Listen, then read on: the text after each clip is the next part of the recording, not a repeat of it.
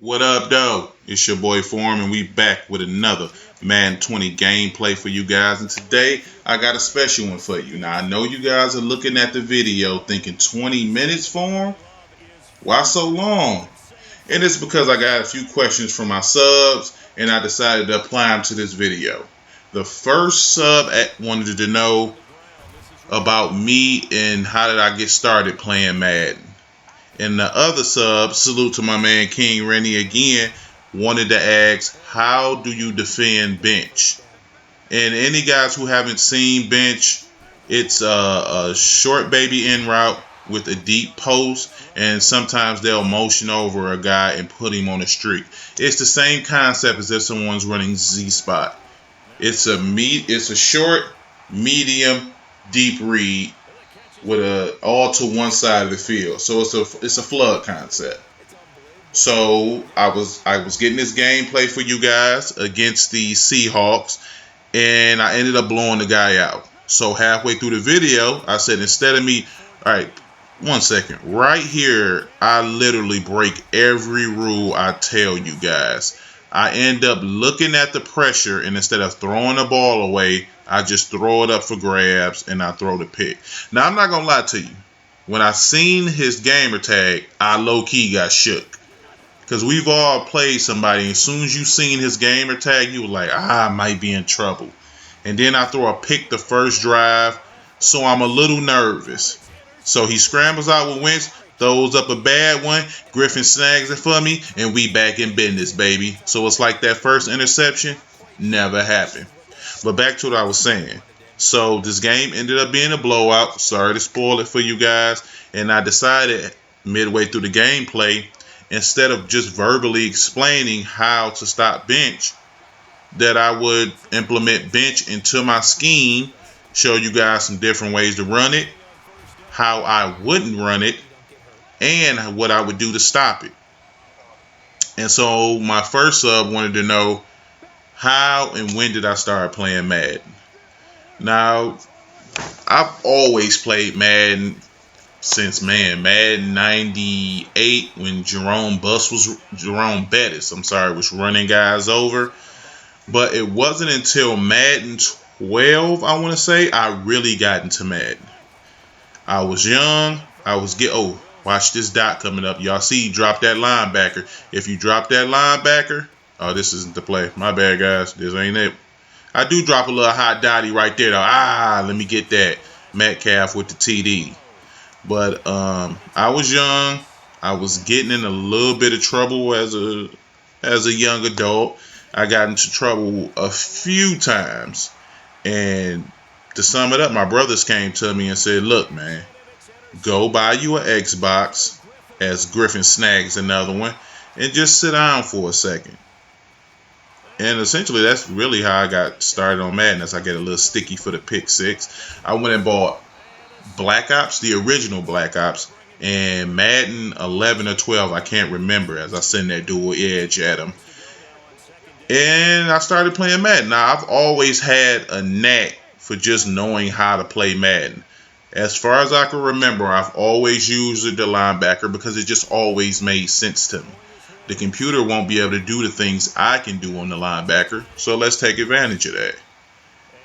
So I've always used the linebacker. I've always been a run-first player, even though Madden 13 made me open up and start to pass more because the pass leads were so OP. So Madden 12, I want to say my record was 150 and 100. And I honestly thought that was good. But towards the end of Madden, I ran into a guy who was sending crazy nanos at me. And it was my first experience with nanos, as I sent one at him. And so I was extremely confused about what was happening. And I think I've said this in a previous video. I did my little research, figured out how to send nanos, and bought my first ebook and studied it, which was IMAV's Debo defense. And once I started understanding concepts and everything defensively, it made playing Madden a lot easier because now I was able to build my own schemes. Always been a 4-3 under guy, so that's what I was playing in. Madden 13, I want to say I was right outside the top 1,000, and that's back when the top 1,000 actually meant a lot to get there. because it was full of pro players and competitive guys. So you really had to put a lot of work in. Then Madden 25 dropped, and I want to say when I ended Madden 25, I was right outside the top 100. I was like in the 200 somewhere. And when Madden 15 came along, that's when I really took off Madden-wise. I want to say I had 4 accounts inside of the top 100 and 2 inside the top 20. And I had that many accounts because, oh, is that one high safety? Yeah, that's one high safety, man. You know what's up. We taking that top off, even though he catches me at the end. But anytime guys, when I see that one high safety, Metcalf, we taking the top off the defense. But I had 4 accounts back then because that's back when you did the matchup screens and they would show who you were playing. And guys, as soon as they would see my gamer tag pop up, they would always leave the lobby. So it was hard for me to get games. So I created multiple accounts and just to be able to get games in. And that's probably when I should have started my YouTube because, man, I had an amazing scheme. I was still in tight offset, but I had crazy heat. I had A gaps, B gaps, dual edge, left edge, right edge heat, all out of one play. I was in FS Fire out of 4-3 under, but back then it was 4-3 odd. So I think what my account names was Fuck You Mean, Butt Naked in Uggs, Damn Glass Old, and I had one more I couldn't remember. And all of my accounts are usually attributed to me trolling my friends, just like my name Form. I'll tell you guys about how I got the name Form, aka Two Meats, at a later date. But after Madden 15, I placed in the top 100 on 4 different accounts. And then from that moment, I was always in the top 100. But then Madden started to get repetitive with all of the YouTube and everybody running the same play and the same blitzes because that's when they came out with the patch, so they say, for nanos. So everybody started this concept now as Griffin Snacks, this third pick of the game, of just sending all-out blitzes. Because before, people would only send 3 to 4 guys and would get pressure. But nowadays you have to send 6 to 7, even though in down 1 for 6, certain setups you can send 4 guys and get pressure. Right here, I know he's sending everybody, and so I make another bad read here. I know the game's over, so right now I'm just kind of playing around, thinking that Metcalf would get the jump on the safety and I'd be able to hit him deep. So I just threw it without even looking. Which, if the game was a little closer, I probably would never make that read. But yeah, so that's when guys really started this whole send 6, send 7, just try to get instant pressure. And I would crack the top 100, but I would always stop playing as soon as I cracked it. And it wasn't until this year where some friends suggested that I should just play it all the way through, see how far I can get, because people have been pushing me to do the YouTube for the longest. So I didn't even think I would like this Madden. Oh my God, that's just good defense and good adjustments. So I ended up playing this year's Madden as I get sticky on them again, and I got off to a really rough start. I want to say I was like 7-4 to start. So I ended up going right back to my tight offset scheme, and I took off. And that's when I randomly got messaged by TD Barrett. I did a video with him, and man, I kind of got a decent little following, which kind of pushed me in the direction of creating YouTube content for you guys. And here we are today, man. So that's just a short backstory of how I started playing Madden, how I got to do YouTube content for you guys. And in this second half, you'll see me really start to go into detail about bench. Now, bench to me is an extremely simplistic concept.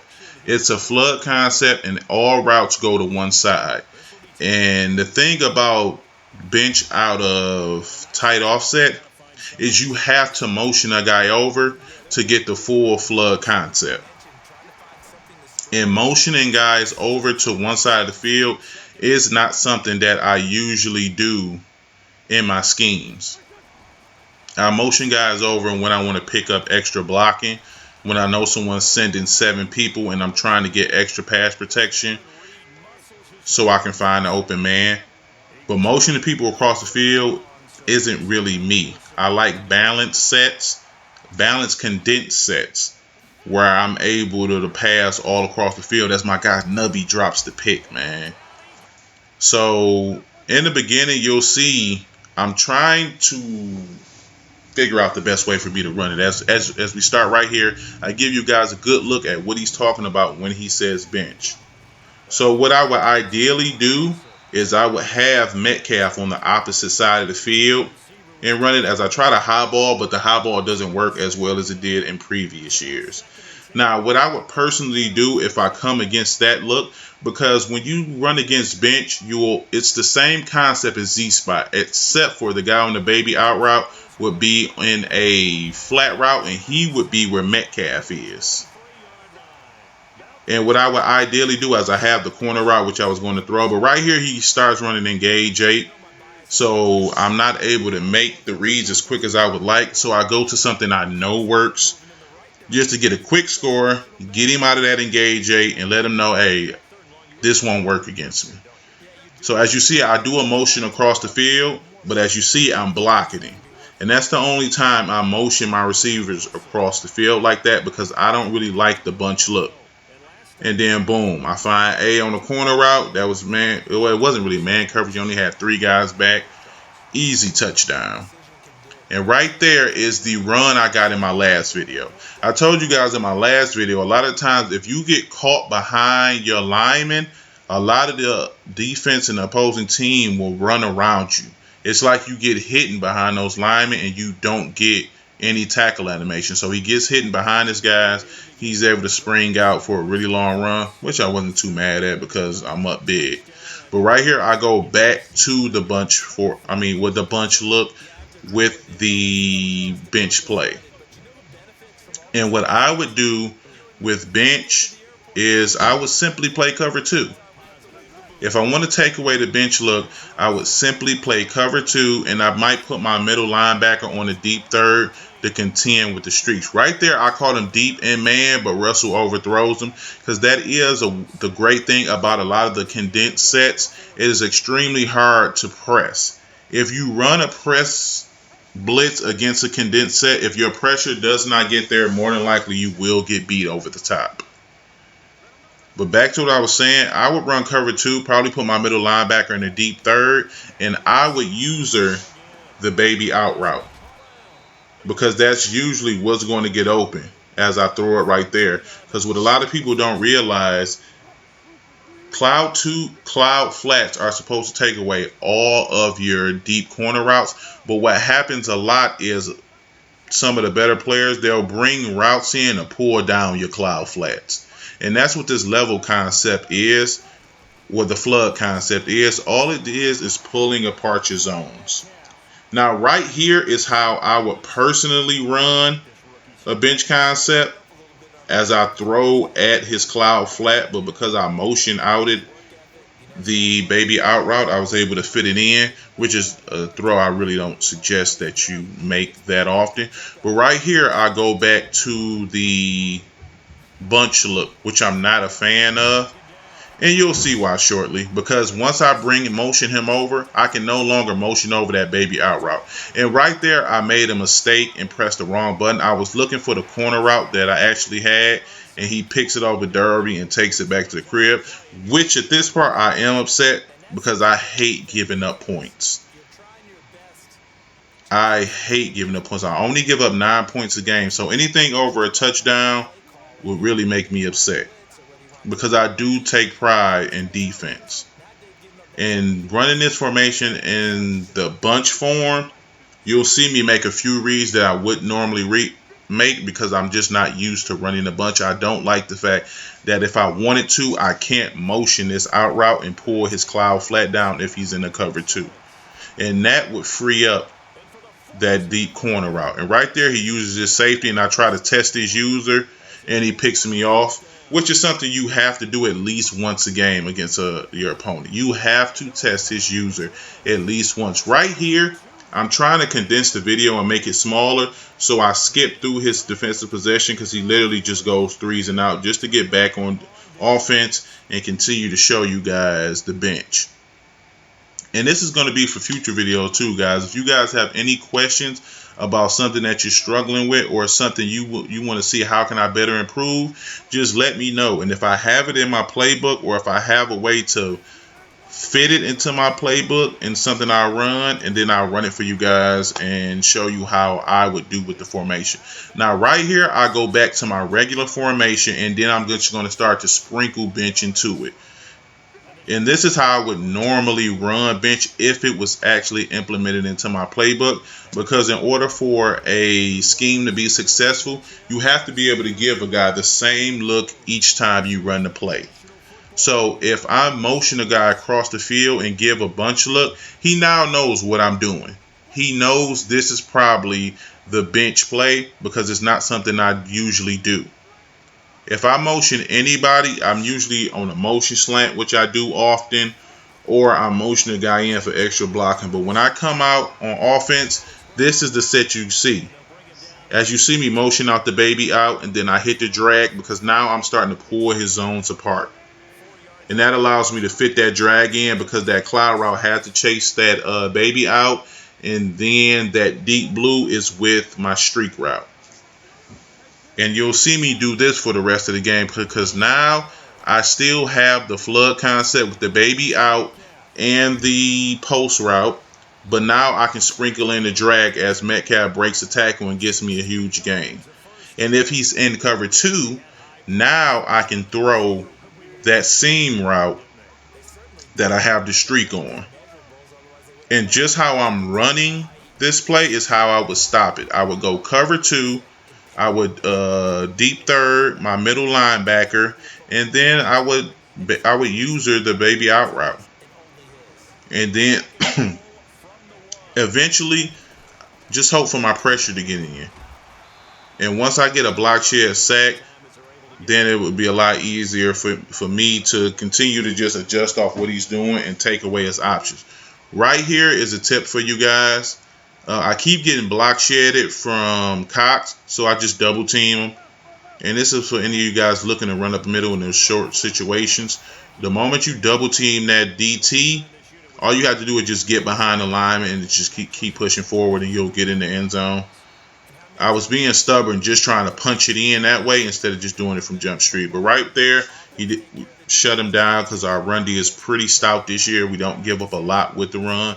Occasionally, we'll give up those type of runs where they get caught behind the lineman and they shake free. But for the most part, we do a really good job of stopping the run. I want to say I give up maybe 30 to 40 run yards a game, which for this Madden is extreme. Any Madden is extremely good, but for this Madden it's really good, because the run is the meta this year. If you can run the ball, you give yourself an extremely good chance to win ball games, as he breaks a nice little run right there.